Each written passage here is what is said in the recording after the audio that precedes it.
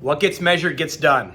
This is a phrase that I've loved over the years running Service Express, and I'm a huge fan of KPIs, key performance indicators. At Service Express, we have a very robust performance measurement system where we look at things at a global scale. We look at it by country, by region, by office. We drill down to the individual level, right? I love the data and I love the KPIs. I love to track progress. And the key when reviewing these KPIs is to look at where you're having success, either individually, as a department, as a company, and ask why. Why is the best question. Why are we having success? How do we continue this going? Do we invest more in this area? How do we make sure we have ongoing success in this area?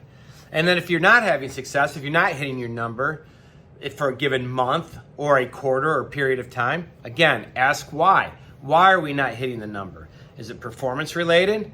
Or is it systematic related? Maybe our systems and processes don't scale and don't allow us to. Maybe it's a training issue. Maybe it's a resource issue. The key is to ask why and then see if you can solve the problem. Remove obstacles, solve the problem. I talk about this a lot.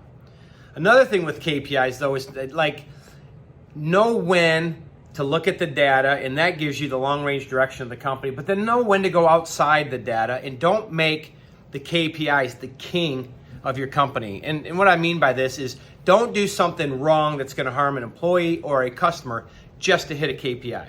A recent example, we just had President's Club for our top sales performers down in Florida a few weeks ago. And on the way down, they had a flight delay in connecting through another city. I'm not going to mention the cities and I'm not going to mention the airline, but they were delayed. They were landing and they were going to miss their connection, or they're cutting it real tight. They landed just a few gates down from where their connection was.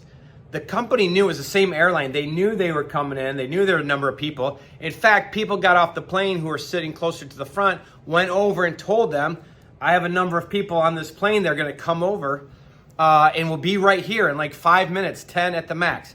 And they said, nope, it doesn't matter. We're closing the doors, on time departure. All right, and I know, and I guess I don't know, but I assume that they get their KPIs are measuring on-time departures, which means that gate closes and they back away. And probably all of us who travel have had the experience where you back away from the gate and then you don't take off for an hour. But you hit your on-time departure, and in this case, they left our employees sitting there. They're 5 minutes away. And so, they ended up finding another flight. They got down there and all was fine, but it just struck me as a company that puts the KPIs ahead of great customer service. They weren't waiting an hour or half an hour. So this isn't meant to sort of bitch and complain, as I say sometimes, but it's just an example. I look at these as an example and I talk to our company. Don't do that. Don't put the KPI ahead of being flexible to meet the customer experience. You can't do everything for everybody. I get that. And you can't do everything for our people. I get that. But in this case, they could have. And it's a great reminder of the power of KPIs, how they can really work to grow your company and develop and give performance feedback for your people, but how you have to stay flexible and always ask the why.